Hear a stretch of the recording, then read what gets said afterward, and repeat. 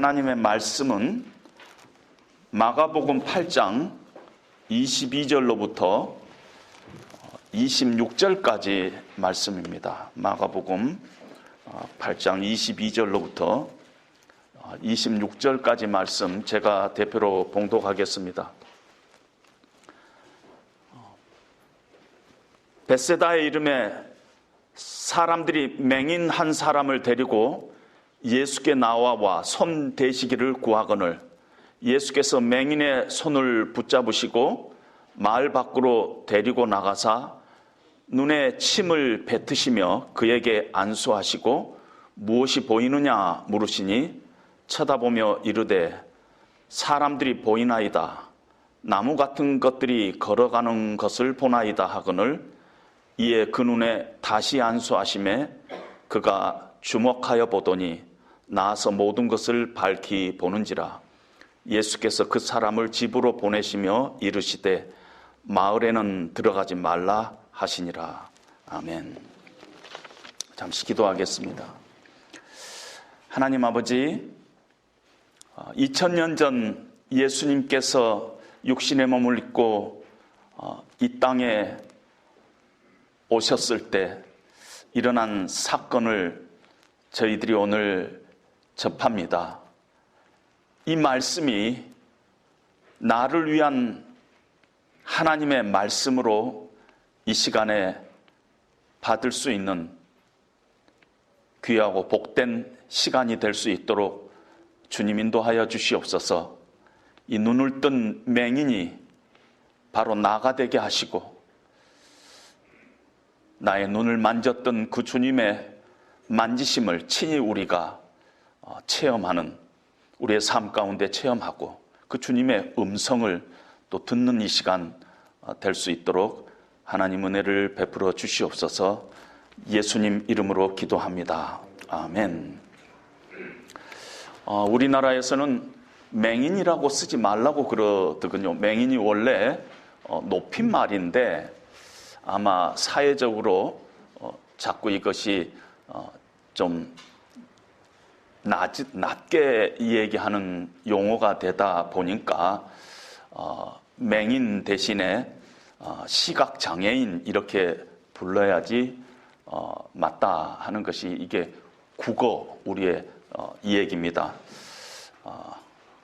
그러나 혹시 제가 시각장애인 대신 맹인 그래도 비하하는 것이 아니라 성경에 맹인이라고 있다 보니까 그 전에 성경에는 소경이라고 돼 있었어요. 그래서 맹인으로 바꿨는데 또 최근에는 또 시각장애인, 귀머거리는 청각장애인, 벙어리는 언어장애인, 안진뱅이는 지체장애인 이렇게 다 용어가 바뀌었다고 합니다. 그래서 여러분들이 세간에서 사용할 때는 꼭 그렇게 사용해 주시고 혹시 성경에 맹인이라고 되어 있는 것을 또 이상하게 여기지는 말아 주시기를 바랍니다.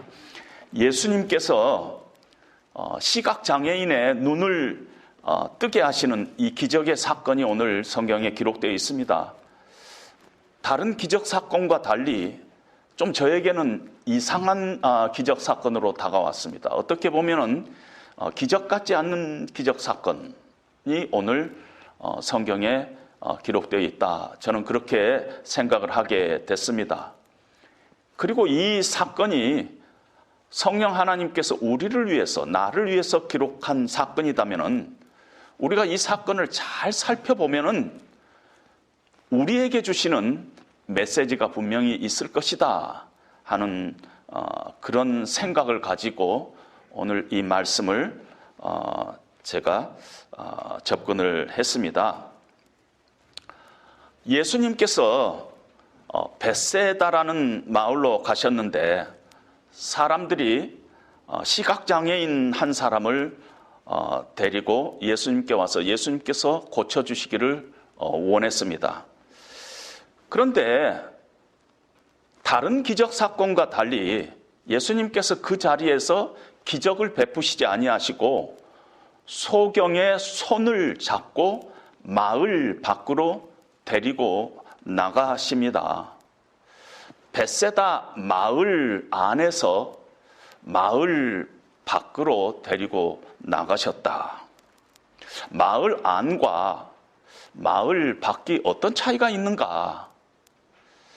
저는 이렇게 생각을 하면서 적어도 짧은 거리는 아니었을 것이다 하는 생각을 하게 됐습니다.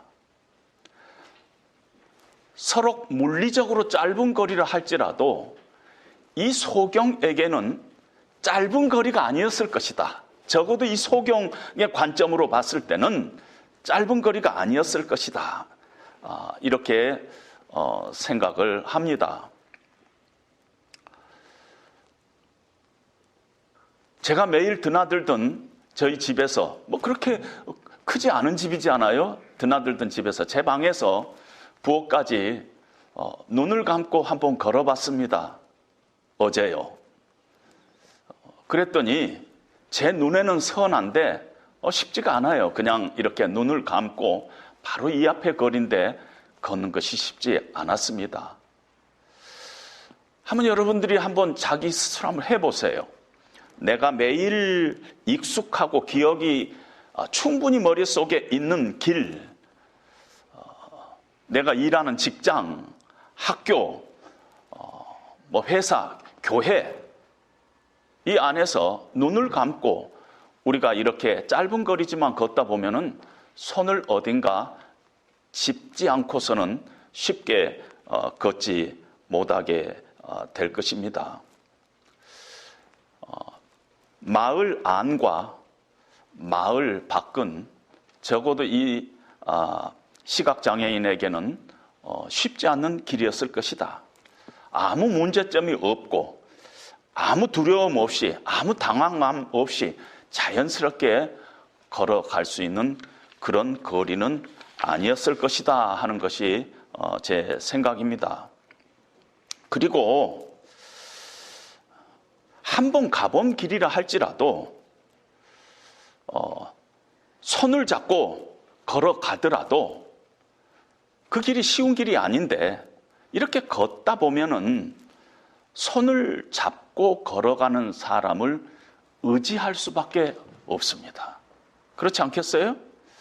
눈을 감고 아무것도 안 보이는데 옆에서 누군가가 손을 붙잡고 마을 밖까지 데려간다면은 이 사람을 의지할 수밖에 없다는 것입니다. 저는 그 과정을 이렇게 생각해 가면서 이 사람이 처음에는 아주 불안하고 이런 상태에서 주님의 손을 잡았겠죠. 그리고 마을 밖으로 나가는 동안 예수님께서 그냥 아무 말도 없이 나갔을 리가 없잖아요. 이것저것 이 얘기도 하시면서 말씀도 하시면서 이렇게 나가는 동안 이 사람을 의지하게 됐을 거라는 것이에요. 그 사람의 마음이 처음에는 불안하고 좀 답답하고 어려운 상황이었는데 손을 잡아줌, 그리고 이 얘기를 하고 말씀을 해주시는 이분을 믿고 의지하고 신뢰했을 거라 하고 짐작을 합니다. 예수님께서 그렇게 지금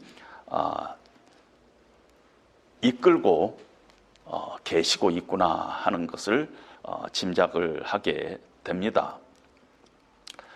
이 벳세다라는 마을은 여기에 출신이 예수님의 제자 12명 중에서 3사람이 벳세다 출신이에요. 그런데 이 벳세다가 좋지 않은 마을이었어요. 마태복음 11장에 보면은 11장 20절에 보면 예수께서 권능을 가장 많이 행하신 고울들이 회개치 아니함으로 그때 책망하시되 화 있을진저 고라시나 화 있을진저 벳세다야 너에게 향한 모든 권능을 두로와 시돈에서 내가 행하였더라면은 그들이 벌써 베옷을 입고 제 앉아 회개하였으리라. 내가 너희에게 이르노니 심판날에 두로와 시돈이 너희보다 견디기 쉬우리라. 그러니까 벳세다 사람들이 참으로 예수님께서 엄청난 기적을 벳세다에서 행했었는데 그곳 사람들이 그 기적을 다른 사람들보다 훨씬 많이 기적을 보면서도 예수님을 믿지 않고 예수님을 신뢰하지 않았다는 것입니다. 예수님께서 만약에 내가 벳세다에서 행했던 기적들을 하나님을 모르는 이방 땅 두로와 시돈에서 행하였더라면 훨씬 많은 사람들이 회개하고 돌아왔을 텐데 너희들은 그렇지 않다는 것이, 벳세다 너희들은 그 많은 기적을 보고도 나를 믿지 않았다는 것입니다. 그리고 예수님께서는 마태복음 11장 25절에 마치 하나님께 기도하는 식으로 그때 예수께서 대답하여 이르되 천지의 주제이신 아버지여, 이것을 지혜롭고 슬기 있는 자들에게는 숨기시고 어린아이들에게는 나타내심을 감사하나이다. 이런 기도와 같은 말씀을 하시고 바로 그 뒤에 수고하고 무거운 짐진 자들아 다 내게로 오라, 이런 말씀이 그 후에 나오고 있습니다. 스스로 지혜 있고 슬기롭다는 벳세다에 있는 유대인들은 하나님의 메시지를 받아들이지 않았는데 오히려 이방 사람들, 두로와 시돈에 있었던 이방 사람들은 어린 아이처럼 복음을 받아들였다 하는 것을 예수님께서 말씀하시고 계십니다.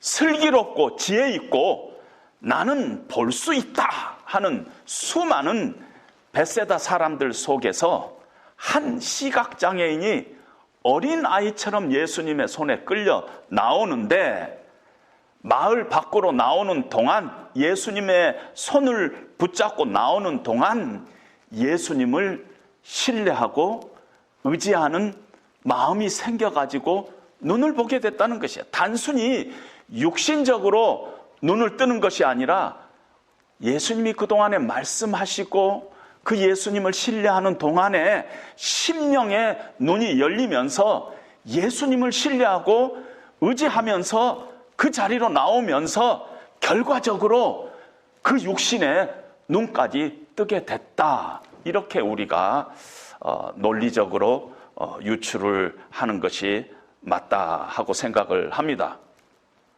벳세다 사람들은 육신적으로 볼 수 있었지만은 영적으로는 보지 못한 자리에 남아있는 대신에 어린아이 같이 스스로 아무것도 할 수 없는 이 시각장애인은 예수님의 손에 이끌려 나오는 동안에 그가 가졌던 불안과 불신이 신뢰와 의지로 바뀌는 그런 모습을 봅니다. 그리고 예수님께서는 이 시각장애인을 고쳐주신 이후에 마을로 들어가지 말라 이렇게 말씀하십니다. 그 마을, 벳세다 마을은 지금 불신의 자리입니다. 그 불신의 자리로 들어가서 그곳에서 불신의 영향력 속에서 네 자신이 흔들리고 네 자신을 잃어버리는 그 지역으로 다시 들어가지 말라 하는 것이 예수님의 의도였다, 그렇게 생각이 듭니다. 오늘 이 말씀은 우리에게도 동일하게 적용이 됩니다.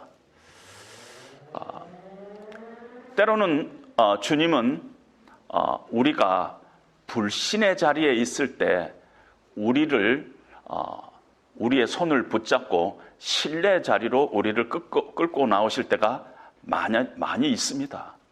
우리의 정황 속으로 예수님께서 오셔서 우리의 상황 가운데, 우리의 실패 가운데로 예수님께서 오셔서 우리를 손을 붙잡고 우리가 그 예수님을 의지하는 자리로 가게 만듭니다. 도저히 하나님이란 분의 손을 잡지 않고서는 내 인생의 이 문제를 해결하기가 참 쉽지 않구나.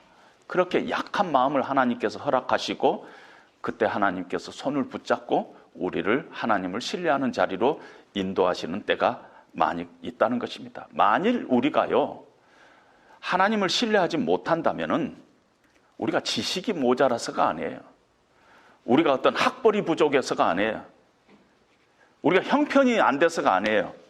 어떻게 보면은 벳세다 사람들은 아는 게 너무 많아서, 보고 듣고 읽고 경험했던 것들이 너무 많아가지고, 그래서 내 식으로 판단해가지고 주님을 신뢰하지 못한 경우가 더 많다는 것입니다. 그래서 실제적으로는 어린아이처럼 주님의 손에 이끌리지 못하고 신뢰하지 못하고, 그래서 기적을 체험하지 못하고, 그런 경우가 우리 가운데 왕왕 있다는 것입니다.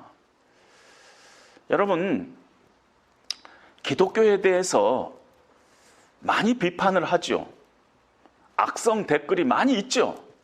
기독교가 어떤 면에서 비판받아야 될 부분이 많이 있어요. 그걸 인정합니다. 그러나 악성 댓글을 너무 빠져서 보면 안 돼요.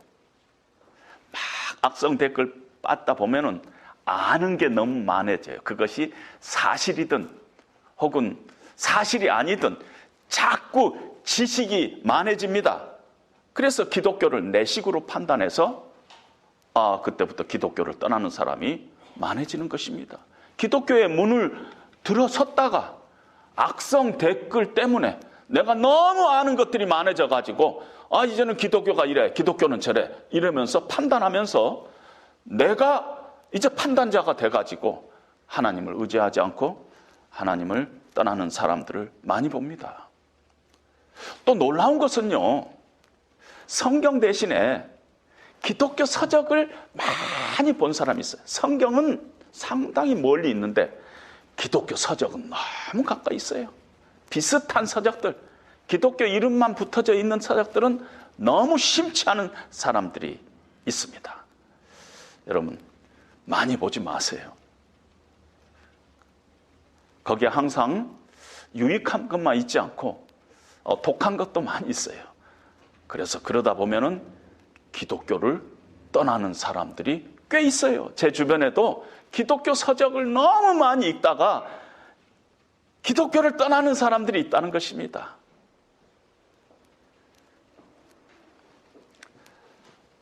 벳세다 사람들이 지식이 부족해서가 아니에요. 학벌이 부족해서가 아니에요. 보지 못해서가 아니에요. 하나님을 의지하지 못해. 너무 아는 게 많아갖고 의지하지 못했던 것을 우리는 기억해야 합니다. 오늘 이 기적 사건이 좀 제가 독특하다 생각했던 것은 뭐냐면요, 예수님이 이 소경에 아주 퍼스널하게, 아주 개인적으로 이 소경의 필요 가운데 찾아오신 것을 봅니다. 아주 이 소경의 정황 가운데 찾아오십니다. 예수님께서 우리를 만나실 때 그냥 적당히 만나지 않고 우리의 삶의 정황 가운데로 예수님이 들어오셔서 우리를 만납니다. 아주 실제적인 우리의 삶의 필요 가운데서 우리를 만납니다. 여러분, 성경에 보면은 이 시각장애인이 눈을 뜨는 사건이 여러 군데 나옵니다. 어떤 군데는 많은 소경을 고치시니라 이렇게 표현된 데도 있고요. 마가복음 10장에 이제 바디메오 사건이 나오는데, 바디메오 사건에서는 먼저 바디메오가 예수님을 찾습니다. 예수님이 지나간다는 소식을 듣고 다윗의 자손 예수여 나를 불쌍히 여기소서 하면서 예수님을 찾습니다. 다윗의 자손 예수라는 이 말에는요, 엄청난 믿음의 고백이 있습니다. 다윗의 자손에서 올 메시아가 바로 당신 예수입니다 하는 그런 고백입니다. 예수님께서 바디메오를 만지지도 않았어요. 내 믿음이 너를 구원했다 하면서 눈을 뜨게 해 주십니다. 만지지도 않고 아무것도 안 했는데 바디메오 속에 있는 믿음을 보시고 그 심령의 눈을 열게 하시고 그 육신의 눈도 열게 하신 사건입니다. 또 마태복음 9장에 보면은 두 시각장애인의 눈을 뜨는 사건이 있습니다. 그들을 만지시며 이르시되 너희 믿음대로 될지어다. 그때는 만졌어요. 또 요한복음 9장에 보면은 날 때부터 시각장애인 된 사람이 있는데 예수님께서 땅에 침을 뱉고 진흙을 이겨서 진흙을 눈에 바르고 실로암의 못에 가서 씻으라 이래서 이렇게 눈을 뜨게 하는 사건이 있습니다. 오늘 본문의 시각장애인은 예수님께서 침을 뱉어서 또 눈을 안수해서 보이냐? 잘 안 보입니다. 다시 안수해서 고치십니다. 아주 예수님께서 우리가 잘 모르지만 퍼스널하게 각자의 필요에 따라서 그 정황에 따라서 예수님께서 다양하게 접근을 하고 있는 것을 봅니다. 한 가지 방법만 그래서 우리가 주장할 수 없어요. 예수님 믿는데 이래야 된다. 바디메오는 말씀 파고, 두 소경은 안수 파고, 날 때부터 소경되는 진흙 파고, 오늘 본문은 침 파고, 이런 식으로 나눌 수 없다는 것이에요. 그런데 의외로 자신이 하나님의 말씀을 공부하다가 예수님을 영접한 사람은 늘 말씀 아닌 걸로 예수님을 만난 사람을 우습게 여긴 사람들이 있어요. 부흥회 가서 예수님 만난 사람은 자꾸 부흥회 가라고 그럽니다. 부흥회 가야지 예수님 만난다고 부흥회. 새벽 예배 때 기도 중에 예수님 만난 사람은 늘 새벽 예배. 그게 아니죠. 다양하게 하나님께서는 우리의 정황 가운데 찾아오십니다. 여러 다양한 만남을 통해서 하나님께서 구원의 은혜를 베푸시는 방법이나 과정은 다양하지만은 분명한 것이 있어요. 뭐냐면요, 각 개인에게는 개인적인 은혜 사건으로 다가갑니다. 개인적인 은혜 사건. 모양은 달라요. 그러나 그 사람에게는 아주 개인적인 은혜의 사건이 있었다. 나는 그때 예수님 만났다. 나는 이때 예수님 만났다. 이게 다 다르다는 것이, 그 은혜의 사건은 다 있다는 것입니다. 오늘 이 소경도, 오늘 이 시각장애인도 주님께서 이 맹인을 만나고 이끌고 1대1로 개인적으로 소통하고 타치하고 이렇게 주님께서 접근을 했습니다. 아주 그 사람의 정황 가운데서 예수님께서 만나고 있음을 봅니다. 우리 주님은 우리의 삶 가운데도 똑같이 역사하십니다.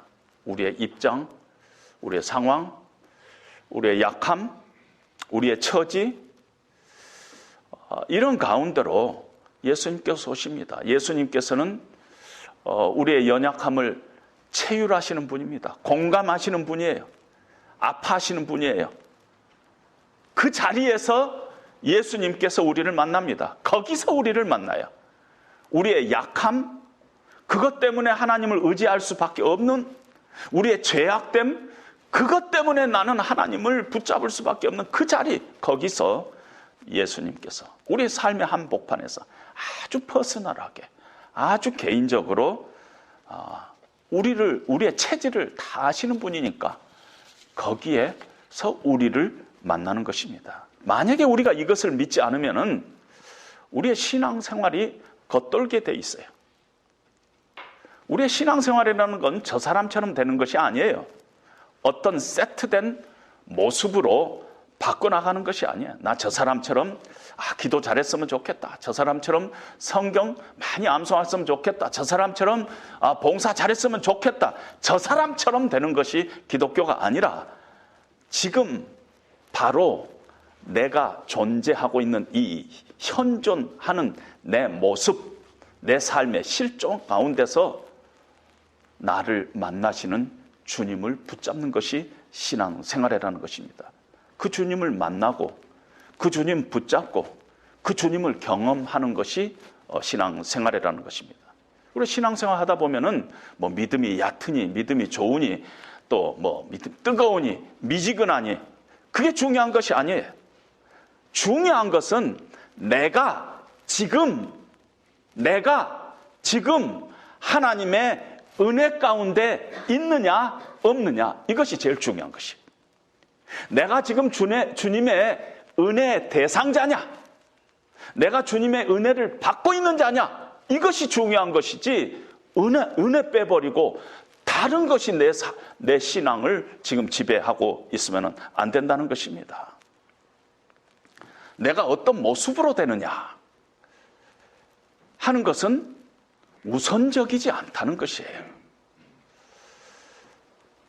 주님은 내 모습 이대로 이 자리에서 나를 찾아와 만나는 분이라는 것입니다.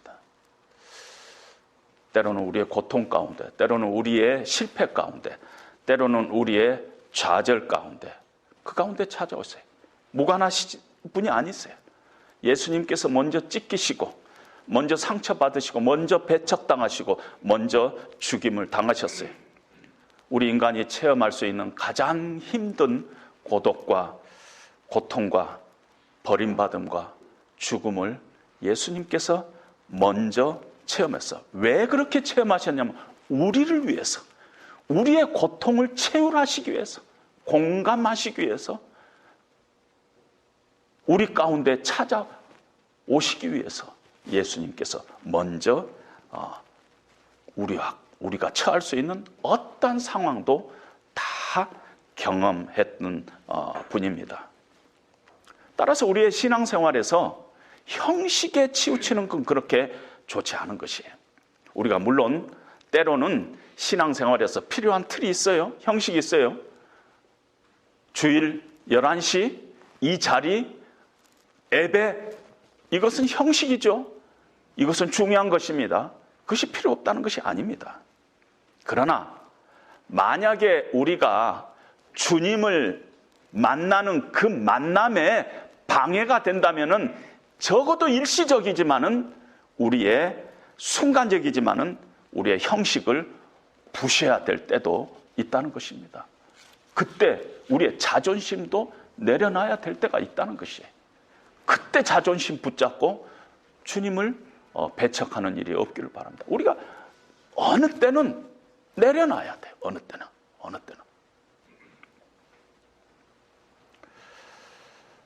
주님은 살아계신 인격체예요. 그리고 살아계신 주님은 인격적으로 우리를 만나시기를 원하기 때문에 형식을 가지고 주님 앞에 나간다는 것은 옳지 않다는 것입니다.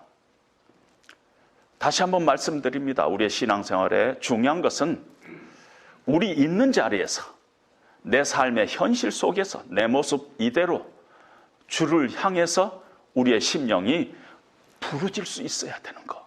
그것이 신앙생활의 핵심이라는 것입니다.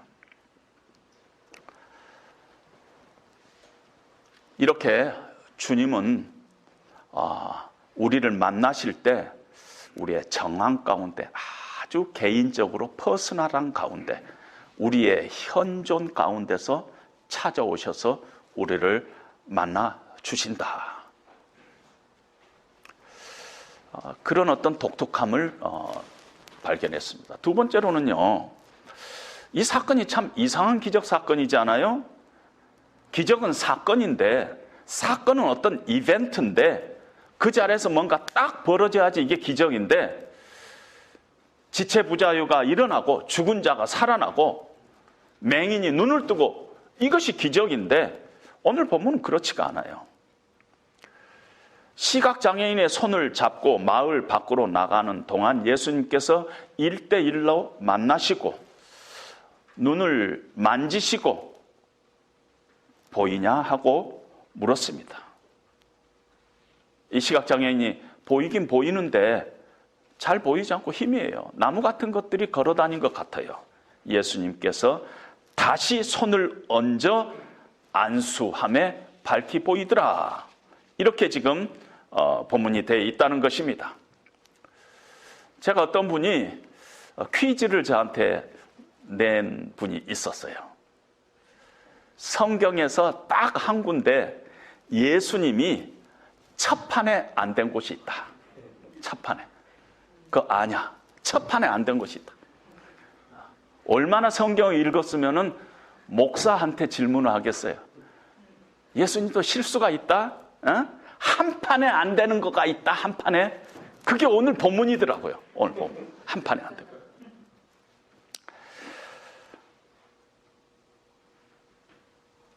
신학자들 간에 왜 예수님께서 다시 안수했을까?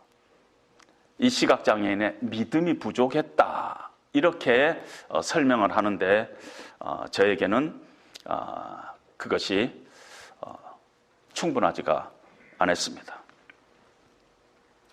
다시 안수하는 이 사건은 결론적으로 말씀드려서 예수님을 만나서 우리가 새로운 생명이 시작되는데 아직도 완전한 성숙에 이루지 못하는 중간지대가 있다는 것이에요.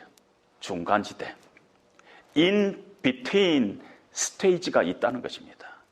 In between stage가 괜찮다 그런 의미가 아니라 있다는 것이에요.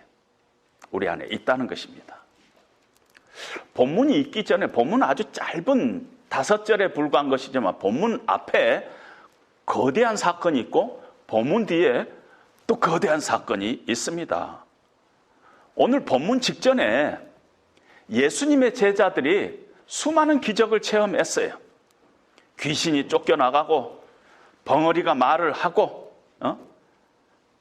예수님께서 떡 7개와 물고기 2마리로 4,000명을 먹이고 7 광주리가 남는 그런 경험도 체험했어요. 엄청난 기적을 체험했는데 예수님께서 너희가 헤롯의 누룩과 바리새인의 누룩을 조심하라 했더니 갑자기 우리가 오늘 떡을 깜빡 잊고 왔는데 예수님께서 우리를 책망하시는구나 하고 생각하고 배 안에서 제자들이 서로 누구 책임이냐 하면서 서로 다퉜던 걸 우리가 알고 있습니다. 그때 예수님께서 너희가 아직 깨닫지 못하느냐 하고 오늘 본문이 나옵니다.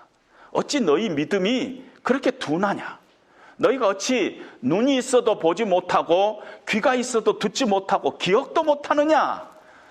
아직도 깨닫지 못하느냐? 이렇게 예수님께서 말씀하시고 오늘 본문이 나옵니다. 제자들이 구원받지 못했다는 것이 아니죠. 제자들이 하나님의 백성이 아니다는 것이 아니지요. 제자들은 기적도 보았고 기적도 실제 행했습니다. 그러나 여전히 눈이 있어도 보지 못하는 부분이 있다는 것입니다. 여전히 마음이 온전히 깨임받지 못한 부분이 있다는 것이에요. 그래서 예수님께서 아직도 너희가 깨닫지 못하느냐 하는 그런 부분이 있다는 것이에요. 기적을 체험 못해서가 아니라. 오늘 본문 다음에는요, 예수님께서 사람들이 나를 누구라 하더냐? 더러는 세례 요한이라 합디다. 더러는 엘리야라 합디다. 더러는 선지자 중에 한 사람이라고 합디다. 너희는 나를 누구라고 하느냐 할 때 베드로가 주는 그리스도이십니다. 예수님께서 요나의 아들 시몬아, 네가 복되도다. 이를 네게 알게 하는 이는 하늘에 계신 내 아버지다 하고 칭찬을 합니다.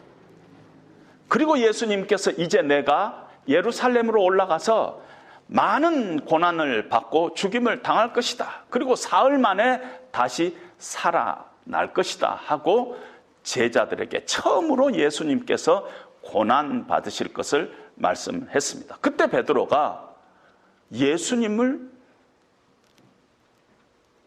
옛날 성경에는 가나요 이렇게 됐어요. 가나요. 동양적인 해석이에요. 제자가 어떻게 스승한테 책망하다는 표현을 못 쓰고 가나요 이런 표현을 썼어요. 근데 책망하다는 표현이에요. 영어로는 rebuke, 에피티마오 이거는 책망하다, 다구치다, 야단치다. 예수님 지금 정신이 있습니까? 우리가 그동안에 예수님을 어떻게 쫓았는데 가서 고난받고 죽다뇨 하면서 예수님한테 야단치는 것입니다. 그때 예수님께서 사단아, 내 뒤로 물러가라. 너는 하나님의 일은 생각하지 않고 사람의 일만 생각하는구나. 지금 베드로가요, 구원받지 않은 것이 아니에요. 예수님의 제자가 아닌 것이 아니에요. 예수님을 하나님의 아들로 고백했어요. 그 안에 영적인 생명이 있어요. 그러나 아직도 주님을 완전히 신뢰하지 못하고 있는 것 때문에 하나님 나라의 일보다는 사람의 일을 더 신경 쓰고 있는 모습을 봅니다. 우리들의 모습이죠. 우리 다 하나님의 자녀죠. 하나님의 백성이죠. 우리 안에 영적인 생명이 있죠. 그러나 우리가 주님을 완벽하게 신뢰하지 못하고 있죠. 그래서 세상 속에서 얼마나 하나님 나라를 말하면서 세상 일에 신경을 쓰고 있어요. 아직도 네가 깨닫지 못하느냐. 이 이후에 베드로가 예수님을 3번 부인했습니다. 그러나 부활하신 예수님께서 베드로에게 다시 찾아가서 네가 나를 사랑하느냐? 내 양을 먹이라. 내 양을 치라. 내 양을 먹이라 하면서 베드로를 다시 세우시는 우리 주님을 봅니다. 중간 단계가 있습니다. 이 중간 단계는 예수님의 제자들 속에서도 발견하지만은 우리들 신앙의 여정이 중간 단계예요. 아무도 부인하지 못해요. 아직이 있다는 것입니다. 예수님께서 여러분들에게 너는 내 자녀고 너는 구원받은 하나님의 백성이지만 아직도 네가 나를 잘 신뢰하지 못하고 있구나. 아직도 너는 삶의 많은 부분들 가운데서 나를 신뢰하지 못하고 내 손을 붙잡지 못하고 그렇게 살아가고 있구나. 그렇게 말씀을 하신다면 아닙니다, 주님. 저는 지금 잘 따라가고 있는데요. 최선으로 따라가고 있는데요. 그럴 사람은 아무도 없습니다.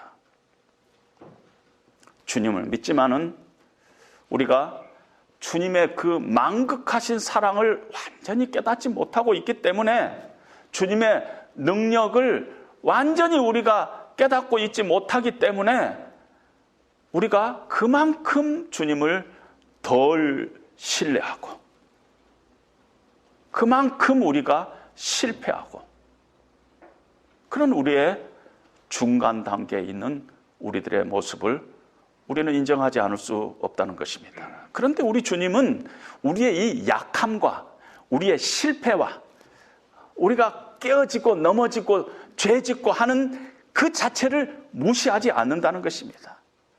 주님은 다시 오셔서 안수하시는 분이에요. 다시 오셔서. 다시 우리에게 찾아오셔서 만지시고 우리를 붙잡아 주시고 일으켜 세우시고 그래서 우리에게 매 주일 첫날을 주일날로 주신 것이에요. 매주 뭐 하나님 섬기는데 1년에 한 번 모이면 되지 뭘. 우리 하나님 믿는데 1년에 한 번 예배드리나 뭐 한 달에 한 번 예배드리나 뭐 달라요? 매주. 왜 주님이 그러세요?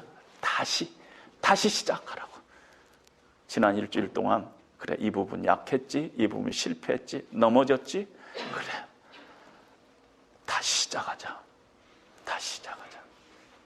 그래서 하나님께서 우리에게 1년을 52주로 나누시고 일주일을 7일로 나누시고 우리 일생을 80평생, 90평생으로 매 1년마다 결단하고 새롭게 하시고 매 한 달마다 결단하고 새롭게 하고 매 주일, 매일매일 다시 시작하라고, 다시 세우시겠다는 하나님의 결단이 여기에 있습니다. 다시 안수하시는 분, 다시 오시는 분, 우리의 모든 마음 가운데로 다시 찾아오시는 분, 우리가 신뢰하지 못한 우리의 연약한 가운데로 다시 오시는 분, 그래서 다시 안수하시는 분, 그분이 예수님이라는 것입니다. 여러분, 이스라엘 역사 속에서 하나님께서 자기 자신을 계시하면서 하나님의 이름을 수없이 주시죠. 하나님의 이름을. 그런데 이스라엘의 역사 속에서 자기 자신을 계시하신 하나님을 저는 한마디로 표현해서 다시 오시는 하나님, 이렇게 표현하고 싶어요. 하나님의 이름은 다시의 하나님이시다. 다시다.